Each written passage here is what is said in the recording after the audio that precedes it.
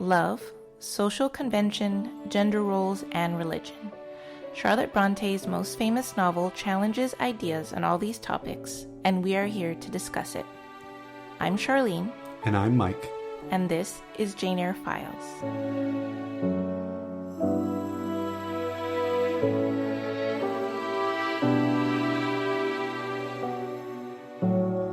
Chapter 27, Part 1.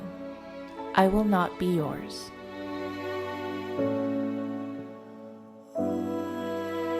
Hello, husband. Hello, my better self. Oh, that's nice. We picked another good one, DeKalb. We have got a chapter ahead of us. This is the longest chapter in the book to this point. Yes, and definitely the SparkNote summary reflects it because we have quite a chunk of text to read through as a summary of this chapter. I feel like the SparkNote summary of this chapter is as long as some of the shorter chapters in this book. All right, let's just dive right into it. We'll start off here with the chapter 27. After falling asleep for a short while, Jane awakes to the realization that she must leave Thornfield. When she steps out of her room, she finds Rochester waiting in a chair on the threshold. To Rochester's assurances that he never meant to wound her, and to his pleas of forgiveness, Jane is silent, although she confides to the reader that she forgave him on the spot. Jane suddenly feels faint, and Rochester carries her to the library to revive her. He then offers her a new proposal, to leave England with him for the south of France, where they will live together as husband and wife. Jane refuses, explaining that no matter how Rochester chooses to view the situation, she will never be more than a mistress to him while Bertha is alive. Rochester realizes that he must explain why he does not consider himself married, and he launches into the story of his past. Unwilling to divide his property, Rochester's father left his entire estate to his other son, Roland, and sent Rochester to Jamaica to marry Bertha, who was to inherit a massive fortune of £30,000. Bertha was beautiful, and although she and Rochester spent hardly any time alone, the stimulated, dazzled, and ignorant youth believed himself to be in love and agreed to the marriage. Shortly after the wedding, Rochester learned that Bertha's mother was not, as he had been led to believe, dead, but mad and living in an insane asylum. Bertha's younger brother was a mute idiot. Rochester's father and brother had known about the family's unpromising genetic legacy, but they had promoted the marriage for the sake of the money. Bertha soon revealed herself to be coarse, perverse, and prone to violent outbreaks of temper and unhealthy indulgences. These excesses only hastened the approach of what had been lurking on her horizon already, absolute madness. By this time, Rochester's father and brother had died, so Rochester found himself all alone with a maniacal wife and a huge fortune. He considered killing himself, but returned to England instead. He resolved to place Bertha at Thornfield Hall, in safety and comfort, to shelter her degradation with secrecy and leave her. Rochester then drifted around the continent from one city to the next, always in search of a woman to love. When he was met with disappointment, he sank into debauchery. He was always disappointed with his mistresses, because they were, as he puts it, the next worst thing to buying a slave. Then he met Jane. Rochester retells the story of their introduction from his point of view, telling her that she enchanted him from the start. Jane feels torn. She doesn't want to condemn Rochester to further misery, and a voice within her asks, "Who in the world cares for you?" Jane wonders how she could ever find another man who values her the way Rochester does, and whether, after a life of loneliness and neglect, she should leave the first man who has ever loved her.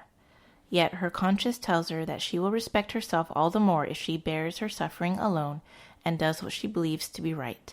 She tells Rochester that she must go, but she kisses his cheek and prays aloud for God to bless him as she departs.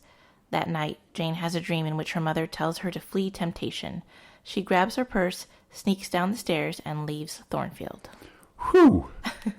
That is just, I mean, it's 20-some-odd pages of two people talking for the majority of it. I mean, SparkNotes goes into really, distinct detail about all of it, but there's such a range of emotions about this whole chapter. It's a massive undertaking, and I think, I don't even know where to begin. Yeah, I mean, we have a lot to dissect, and there's a lot of story revelations that help us understand what has happened in previous chapters, things that we had talked about before. So let's begin with Jane's description of the pain that she feels after leaving Rochester, because I think it's so visceral and moving. And the way that she uses biblical references to describe it, saying, "You shall yourself pluck out your right eye, yourself cut off your right hand, your heart shall be the victim, and you the priest to transfix it." Why is the Bible so violent? Well, I feel like she's obviously been a scholar of it, right, in her upbringing, and her faith is very important to her. But I don't know. I mean, maybe I was never raised that way, but it just seems like the Bible it's very graphic, and I wonder, is that sort of to scare people into leading a good life or what? Oh, well, I mean, there's something to be said about that, I suppose. I don't know if it's more that the times were, hard and violent, so it's not necessarily the Bible, but it's sort of a historical text, semi-accurate historical text. But this also, this description that Charlotte Bronte and Jane says, it's more of sort of a sacrifice that Jane is making. I think it's violent because it's sort of the sacrificial image of she's going to damage herself to be able to get away and find the strength to leave Rochester. And Charlotte was very devout, obviously. That's true. Daughter of Patrick. Yes. Patrick was a preacher himself, right? Yeah. So that makes sense that this is how Jane would describe this sort of pain that she's going to feel. Yeah, and I notice there's a lot of references. I mean, I joke about it. I have footnotes in my copy of the book, and there are several footnotes that are just basically Bible verses. Oh, yeah. So it comes up a lot then. Yeah, I think it's interesting that's how if Charlotte wanted to put her own faith into this character. Well, it also shows how very well read she is too. That she's and that she's very knowledgeable about the Bible, which we're not sure. I'm not sure how many women would consider themselves to be very, kind of scholarly minded, knowing about all the details of the Bible at that time. Yeah, was she writing this book and then referring back to her? But what was that? Oh, there's a really good psalm in there. That moving quote that she remembers. Yeah, and you got to find it. Yeah, for sure. Well, so then after that moment, Jane realizes, she's not eaten, she's not heard from anybody. She thinks that, maybe I should go outside and try to get some food. And she opens the door. Rochester is just sitting across the threshold of her door, waiting for her to come out. He's been listening at her door, trying to hear what's been going on inside, but not wanting to bother her. And I think it's such a lovely moment to me that he's just waiting for her patiently. You think that was lovely? I think so, yeah. Okay. Yeah. No, I'm just curious. That's the question that I wanted to ask back to you was, do you think that he gave her enough space? She's got a lot. That he didn't go in there, yeah. But he still is outside the door. He could at least been on a different floor or down the hall or something. But he's ready. He's ready to talk to her as soon as she's ready to come out of that room. Yeah, but if she comes out of that room, is she ready to talk? Maybe she just needs food or something. But I'm wondering, was he worried that she might have snuck out and ran away and slipped past him, and so he had to make sure he's outside the door just in case? I mean, that's obviously a possibility, especially given the end of this chapter. But I don't know. I consider it more of something sweet, where he's just, he wants to talk to her and he wants to have her, maybe yell at him or cry on him, and but he's not going to go into her room unless she asks or something. So he's just waiting. And also, I feel like, it also makes it clear to any servants or anybody who wants to maybe comfort Jane that, nope, Rochester's going to take care of this. Leave her alone. I got this. Is that why, you point out that, how come no one else came to check on her, and she's thinking that everyone had forsaken her, right? Yeah, I wonder if, Mrs. Fairfax was coming up and she's like, oh, I guess I better not talk to Jane. Mr. Rochester's right there. Rochester has got the hand, talk to the hand, and he's just, not feeling it. And I'm wondering, because I feel like, she didn't do anything wrong, so I would imagine the servants would probably sympathize with her, or do you think, I guess, if she's having this internal conflict, and she's obviously clearly been a self-deprecating character throughout the last couple of chapters, do you think that perhaps if no one has come to comfort her from the staff of Thornfield, does she think maybe they're blaming her for tempting Rochester and putting him in an awkward position? I mean, possibly that Jane only brought this on herself, because how Mrs. Fairfax was kind of worried about her, and maybe it wasn't the right kind of match for her to be marrying someone so high above her in class and status. So, yeah, there could be a little bit of that. Maybe people wondered, maybe Jane knew something about the wife upstairs and she didn't care. Well, and like you said, we joke about it when she first arrives and she's got all these questions about Rochester, and Fairfax is just like, yeah, whatever. He's, she doesn't want to go. She almost doesn't want them to end up together. And so, yeah, maybe there would be some sort of passive aggressive nature where the staff would be like, Rochester was fine till you got here. I mean, those of them who knew what was going on up in the third floor, but they would just be like, yeah, he comes in, he leaves for a fortnight. Yeah. And then he's back, and then all of a sudden this new governess comes in and just, even though she's doing a good job, she's very plain, she's quiet, she's teaching Adele, but all of a sudden it puts everything into emotional upheaval, I guess. That's true. Well, all speculation, though. But, the fact that this chapter kind of clears up all the speculation, everything that's been happening up in the third story and what Rochester has been planning and why he's been going about the way he's been courting Jane. I think it's very important to know that this chapter really reveals all of Rochester's motivations. But I also like how Jane seems to forgive him immediately, right? Like there's a he's doing a lot of talking early in the chapter. He at one point I did notice that he says, quote, "I will spare you the trouble of much talking." So he's kind of like he's trying to draw a little sympathy, and then to her credit, she kind of forgives him right on the spot, right? Yeah. I mean, Jane, I think when she's confronted with his sorrow and, despite his deception, I think she feels that he still loves her. And that means that, maybe she doesn't see what he does as very bad because she understands his motivations. Yeah. And she doesn't even think twice about it. And there's a great line where I always like in this book when Charlotte breaks the fourth wall. And she says, "Reader, I did this. Reader, I did that." And in this chapter, she literally says, "Reader, I forgave him at the moment and on the spot." And it's a very touching quote. Maybe a memorable quote. I don't know. But okay. It's that whole section where she talks about how quickly she forgives him. I was a little surprised that she would be so understanding. But she knows him really well. Yeah, right? and maybe it's. I think just like the Spark Notes mentioned, like, that she hasn't really been the only man she's ever loved before, and it'd be kind of hard. Something comes up like this, and you're like, "Can I look past this?" Yeah. But I think that just shows the extent of her feelings for him. She can look past his flaws and transgressions and still love him so deeply. Yeah. Yes. So I was like, this chapter, again, for Jane and for the reader, is just really important in understanding Rochester's motivations. Why he's been hiding this mystery at Thornfield from her, and the unique way that Rochester has courted Jane throughout, with Blanche and everything. So and why he is asked to wait 1 year and a day before I can tell you the whole thing, but unfortunately he can't. He has to wait 1 day instead of they skipped a year ahead. He lost a year. But yeah, so I just wanted to say this is my favorite chapter of the book. Because it is so emotionally impactful and there's so many true feelings revealed. And since this is a long chapter, and I think that there's a lot of stuff to dissect and discuss, that I've decided to break up this discussion of this chapter over 2 podcast episodes. So that's why at the beginning I said this is part 1. We're going to go over different discussion points in this chapter and just dive right in. Yeah, it's a supersized episode, and I feel like after this chapter is over, it's the next.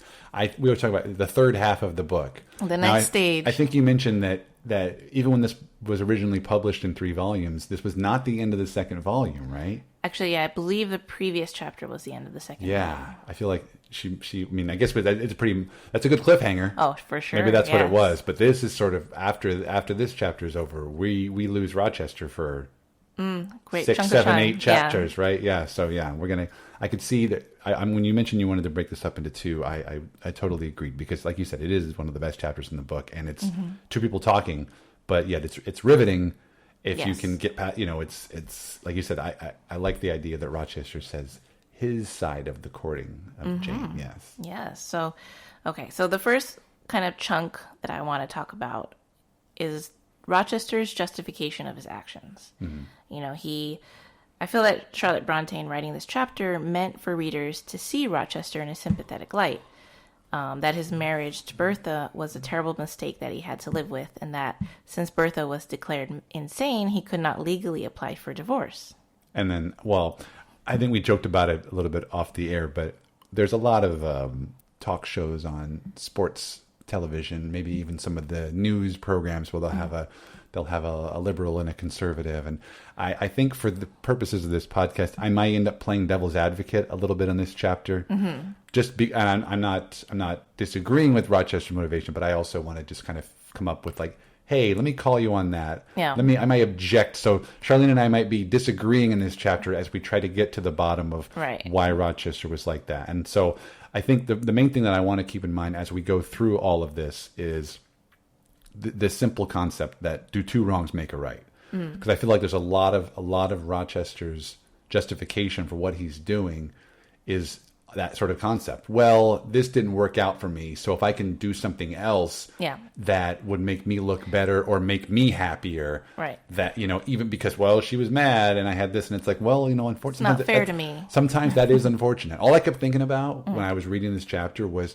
what would happen if you got married to somebody and then they had like a horrific accident and they were maimed or they were in a wheelchair, and then you're just like, you know what, I don't want to take care of them. And it's like, but that's part of making the vow. Now, madness is a little different, as we'll get into throughout the discussion. Yes. That you do feel sympathetic towards him, but at the same time, some of his actions I don't totally agree with. Well, I feel like maybe society at the time probably really agreed with you, because divorce in England was a very lengthy and difficult process in Victorian times, and it was only granted on rare occasions. So the fact that Bertha is declared mad, it would have made it impossible for Rochester to divorce her, because he would have been obliged to care for her. And I kind of tried to do a little bit of research. I couldn't quite find something concrete about the idea that if you try to divorce your spouse who is mad, it's like desertion. And they didn't allow that. Okay. So that is why now that she has been insane and declared insane, then he's basically locked in with her. No, yeah. But he can't divorce her. And it's funny because, like, in modern times, what's the most common reason for divorce that you see? Irreconcilable differences. I would think madness would be an irreconcilable difference. It would be pretty difficult. We are quite different people. I have my faculties about me, and my wife does not. Well, yes, but I mean, if you also want to think about the way that Rochester kind of frames his courtship, his being forced to marry Bertha in a way where I can just imagine this young and impressionable and naive Rochester sent to the West Indies to marry Bertha, and everyone kind of keeping Bertha's mother's illness and sort of the family genetic illness away from him, because they don't want him to decide maybe he doesn't want to marry Bertha. Yeah, and I was actually gonna ask you back in return, like, is there a chance that maybe the Mason family didn't bring up their mother's condition because they were ashamed, not because they were trying to hide it so they could hurry up and make this marriage happen? I mean, I'd imagine that would be probably a pretty traumatic thing to have to go with, and maybe you wouldn't want to talk about it. I would understand that, yeah, but I guess I think that it's more, I don't know, sort of an obligation that you would have to someone who's going to marry into a family, especially if you've had, the mother has had some mental issues, and then apparently the younger brother also has some mental issues. And then I'm always kind of curious, like, they made it sound like it was just this inevitability. Well, we got to not say the mother is mad because Bertha's clearly going to go mad. And I was wondering, like, is there any sort of scientific explanation that says that Bertha was automatically going to be mad like her mother? Because Richard seems okay, right? Yeah. I mean, I think there's a comment in this chapter about Rochester saying Richard's probably going to go along the same path as Bertha at some point, but that's also speculation. Not everything is genetic, right? I mean, genetic plays a part, but I was also thinking not just the concern wouldn't just be Bertha, it would be their kids. Like, where their kids go have some issues as well, and Rochester probably wouldn't. I feel like, genetics at that time was not very well understood, but they thought, tainted blood is going to affect down the line, so they're probably not going to want to. If Rochester thought that having a strong family lineage was important to him, he's not going to want to marry someone who has history of madness. And again, this is where we say you do the bloodletting, you get out the leeches. Who said this? I know I brought up. I feel like I've brought up leeches before on this podcast because I'm sure medical treatment at the time they could have figured something out. Like I have a hard time believing that maybe it's just the way that the science was at that time, where if a woman is mad, then clearly her kids are going to be mad too. So possibility. Now, yeah, well, true, but it just seems like I feel like it's one thing for them to get married, and then for years down the line, she has weird behavior, and then she gets eventually worse. But I don't think it was some sort of underhanded move on the Mason family side to be like, can't tell them about mom because Bertha's clearly going to go mad after this, and we got to make sure this wedding comes off without a hitch. Well, there was also a quote in the book where Rochester said, "They told me the mother was dead and not in an insane asylum." Again, maybe they're just ashamed. I mean, they're still deliberately lying, though. It's a white lie. It's an untruth. They fabricated. They did not go into specifics. I'm being devil's advocate here. You are, yes. Yeah. Okay. Well, we'll let that go then. But because I did want to say that, throughout this chapter, Rochester does cast a lot of blame on Bertha, and I feel like she is complicit in concealing things from him. But it's perhaps not fair to judge Bertha too harshly when I'm sure she was pressured into securing this advantageous marriage with Rochester. Yeah, and I imagine that perhaps the Mason family was pressuring Bertha to wed Rochester just as much as the Rochesters were on their side, especially with this supposed fortune, and I feel like when marriages are in the process of being arranged, wouldn't certain families, one or the other, or if not both, wouldn't they try to do everything in their power to keep them moving forward? A lot of times, whenever you hear stories about that, I'm sure some cultures still do it. There's always this great, there's been movies and TV shows where there's always these characters who are in these marriages, and if one of them wants to break up, the families are always like, no, what are you doing? Yeah. And I don't know if it's a situation where they really want to join the families for whatever reason, if it's a political purposes or it's some kind of like you said, if it's a monetary thing or if it's just a prestige in the village. Yeah, I mean, I think it's all of that probably, and if the Masons were just eager to get Bertha married off to Rochester at all costs, this casts a little bit of blame on the Masons for how they made it happen, I think. Your mind is my treasure. And if it were broken, it would be my treasure still. Did you never once feel the same towards your wife? Never. I was deluded, hoodwinked. By her family, my brother, and my own father. My father, Jane, was an avaricious, grasping man. My elder brother, too. Did you ever hear anything of them? Mrs. Fairfax told me your brother died. But not before he'd connived, together with my father, to provide me with a fortune and a wife. My father could not bear to break up the estate. Instead, he sent me... How green I was. To Spanish Town, Jamaica. There was my chosen bride, imposing, beautiful, with £30,000 her dowry. Bemused by lies, they told me her mother was dead, not locked in an asylum. I married her, dutiful to my father's careful wishes. But I also want to point out that in modern interpretations of this book, I also see that a lot of blame is laid on Rochester for locking up Bertha in the attic. And some people also like to interpret the actions in this book as maybe Bertha is not necessarily insane, but it suited Rochester to lock her up and forget about her. And I wanted to bring up this point because it comes up a lot in different interpretations, but it doesn't really make sense because if Rochester could divorce her that would be his best option. He didn't really need her money because he has already inherited everything from his family. His father and his brother died. So she is just an anchor around his neck because his primary goal seems to be to find a good woman to marry and settle down with. There's no reason for him to keep her locked up in the attic if he could just divorce her. But he can't divorce her because she's insane. So people are thinking, oh, she's not really mad. Or Rochester wants people to think that she's mad. But it's really something that hurts him if she's considered mad. Mm-hmm. Yeah. And I feel like, he didn't necessarily forget about her.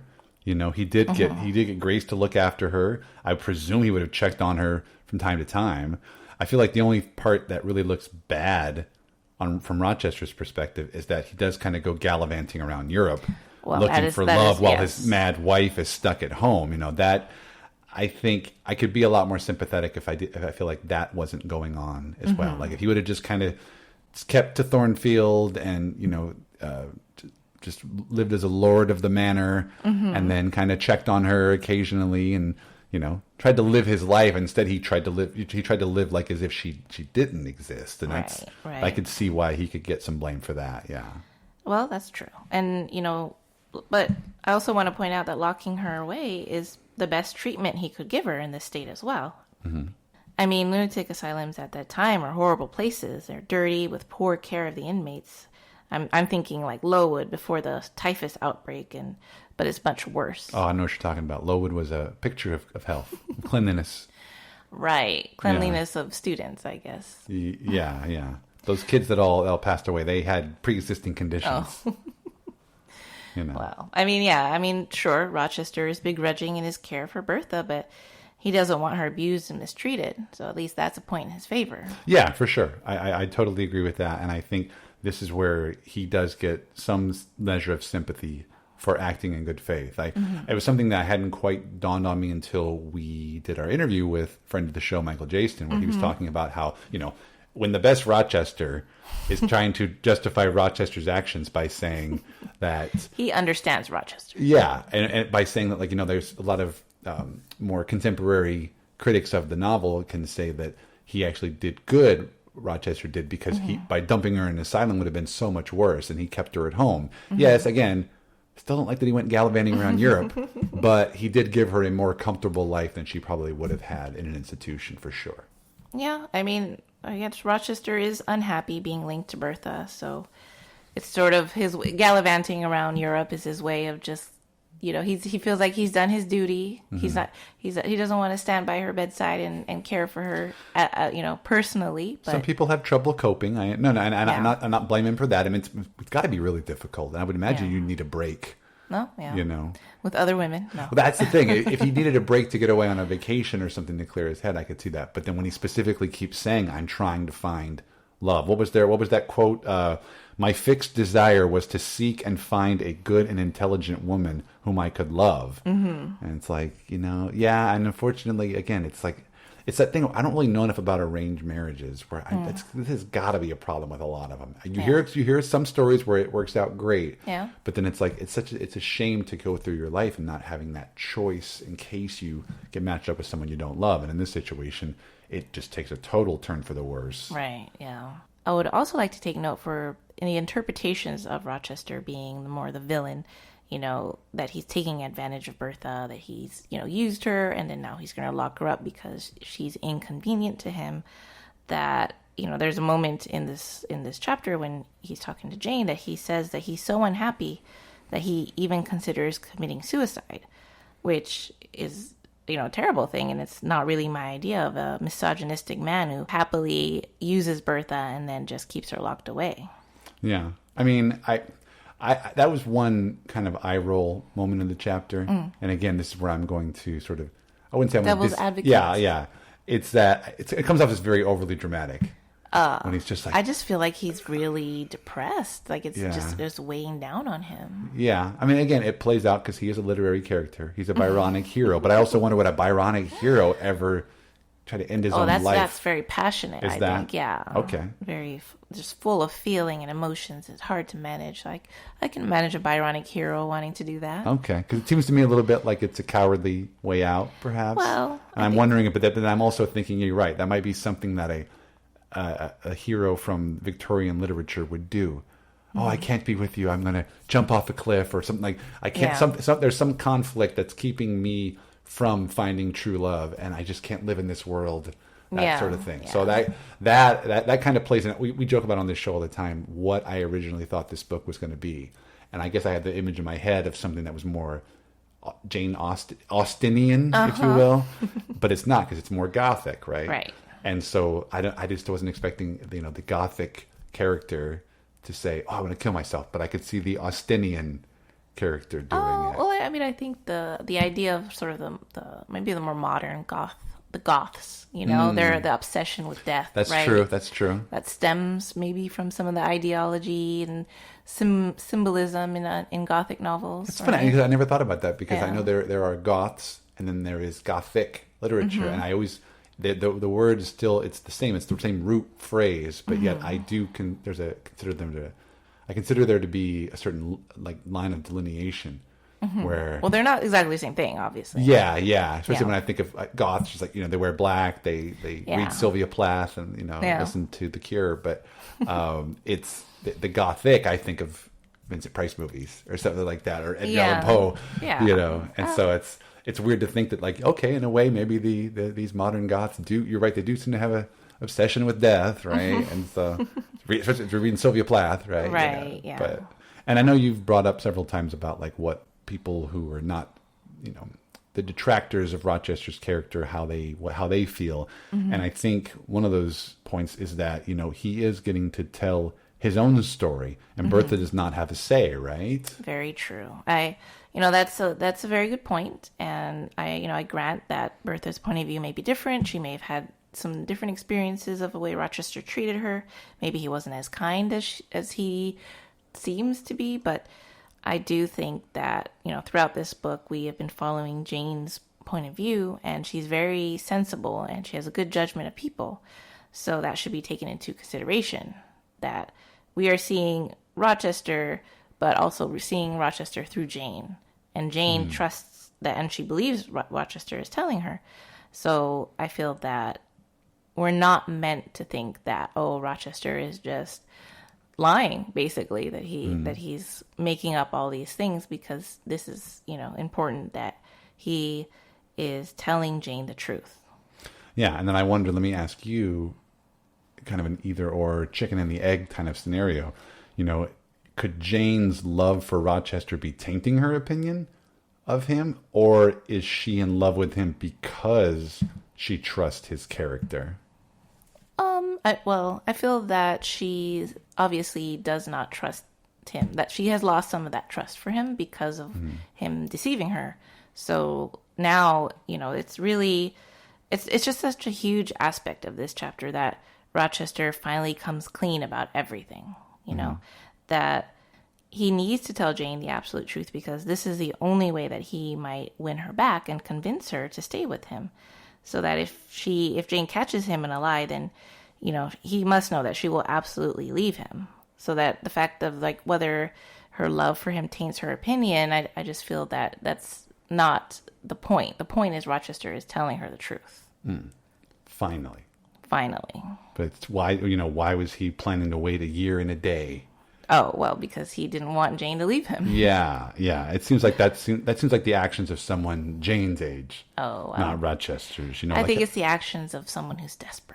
I guess has he totally just reached the point of no return, where he's backed himself into a corner and he has to say something? Yeah, definitely. He has to. He's exhausted everything, all of his schemes of maybe first of all make sure that Jane is in love with me by having Blanche come out and pretend that and make her jealous, and then his other scheme of Jane is very upright and moral. She's not going to want to be in a relationship with me if she knows that I have a wife. So I'm going to keep that secret, and I'm not going to let her know about it. Yeah. And in a way, he does have moments in this chapter where he's a very sympathetic character, but I also feel like at a certain point, doesn't it feel like he's getting a little bit of a comeuppance? Which probably happens in a lot of literature. There's characters of that era that are probably known for that live this lifestyle, and then all of a sudden they reap what they sow, right? And this is his moment. And there's a moment where I'm reading it and I'm thinking, is Jane going to try to stay with him? But then Yeah. it's like, no. We'll discuss it in part 2, Right. like her motivations as well. But yeah, it's something that rubbed me the wrong way as I was reading it, just because I felt like, oh man, he's only like, why didn't he do this sooner? He had opportunities to do this. He probably could have. I know it's something awkward. You can't just tell somebody, oh, I got a wife in the attic, you know. And then let's go run away with me. Like Yeah. that would be, he already knows that that's not going to work with Jane. Yeah. But now that he has no choice, I think he's still trying. He's still going to try to make it work. But it's just so weird. I mean, I know we talked about it on the previous episode, but just like as soon as they declare an impediment, he's just like, keep going. No, he can still do this. And it's like, man, it's just at a certain point you gotta give up. You gotta give up the ruse, and it's a shame because I wonder if he had been more truthful with her earlier. How would it change things? Yeah, what would have been different? You know, because I want to like him. We like him, but man, I have some issues with these last couple of chapters with the way he's handled this whole thing. Yeah. Well, that's what I wanted to wrap this episode up with, is asking you that after Rochester has gone through this big justification of his actions and explained himself to Jane, do you think that's a good enough explanation? I have a hard time. I really do, just because, again, I don't want to reiterate it, but he's twice her age. He has had opportunities to come clean, and it seems like, I don't know. I think that happens a lot just in society. One of my issues with society in general is that people just do not take responsibility for what they've done until, it's a great, well, not a great phrase, but it's a very common phrase, and that is, it's easier to ask for forgiveness than permission, right? That's true. And so a lot of times... That's what Rochester's doing. Yeah, and that's something that I expect out of children. Teenagers. It's kind of that stuff that I did when I was a kid. Yeah. Where it's like at a certain point, why, I feel for him. I really, really do. But, and it's tough. This is really tough because I want him to be happy and I want him to find happiness. But then that was sort of the hand that was dealt to him. So he should just deal with it. Yeah, I mean, that's where, it might be unfortunate, but what he had been doing with like mistresses and stuff, I'm sure there probably are people that were in his position that probably resorted to that a lot more often because it's like, well, I can't get married again. Yeah. And I'm sure there are probably some people out there who are in a position. I mean, there's got to be married couples in this world that where the guy can't get a divorce, but he still has a woman on the side, and the woman kind of stays along with it for a while, and just kind of feels like, oh, but I love him, and there's some sort of legal reason or whatever, and that's kind of what this was.